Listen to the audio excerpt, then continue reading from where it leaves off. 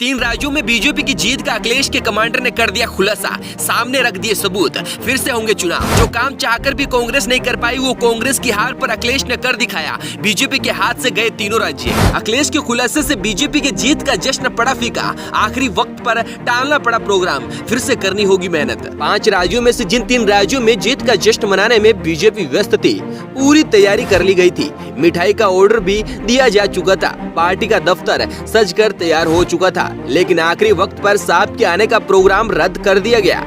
एक खबर ने पूरी बीजेपी को हिलाकर रख दिया। लखनऊ से जैसे ही एक फोन दिल्ली में खनखनाया, सारी की सारी जश्न की तैयारी धरी की धरी रह गई, क्योंकि अखिलेश ने बीजेपी की जीत का असली खेल सबूत के साथ खोल कर रख दिया है। जिसके बाद माना जा रहा है कि छत्तीसगढ़, राजस्थान और मध्य प्रदेश में एक बार फिर से चुनाव कराए जा सकते हैं।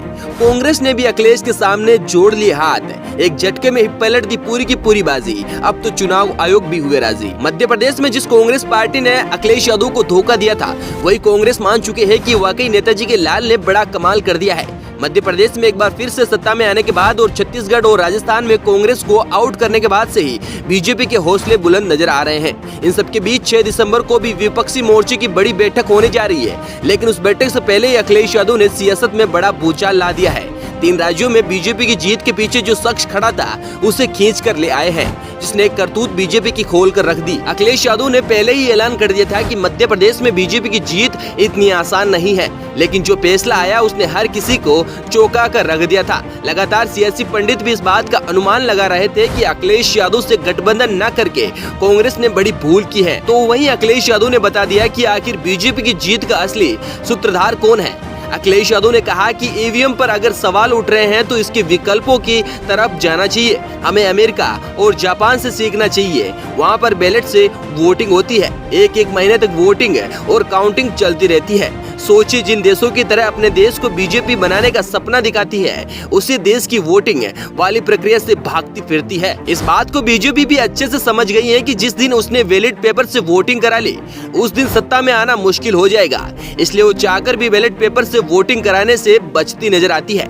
ऐसे में एक बार फिर से अखिलेश यादव ने ईवीएम की जगह पेपर से वोटिंग कराने की मांग की है, जबकि ईवीएम पर सवाल उठने से कांग्रेस पार्टी बचती रही। कांग्रेस को डर था कि अगर ऐसा हुआ तो तेलंगाना की जीत पर भी सवाल उठ सकते हैं, लेकिन 2024 की बात से ही लगातार अखिलेश यादव बैलेट पेपर से वोटिंग कराने की मांग करते रहे।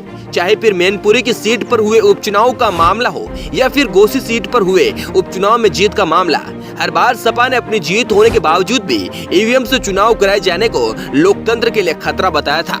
अखिलेश यादव के मुताबिक कुछ एक सीट पर विपक्षी पार्टियों की जीत कराकर खुद मलाइका ने कहा, ये बीजेपी का प्लान है जिससे जीतने वाली विपक्षी पार्टियों की जुबान बंद रहे। लेकिन अखिलेश यादव ने हमेशा से ही बैलेट पेपर को चुनाव करने का सही तरीका बताया है। अब बीजेपी ने भी इस मामले पर चुप्पी साध ली है। वो चाहकर भी अखिलेश यादव के इस बयान पर कुछ बोल नहीं पा रहे हैं।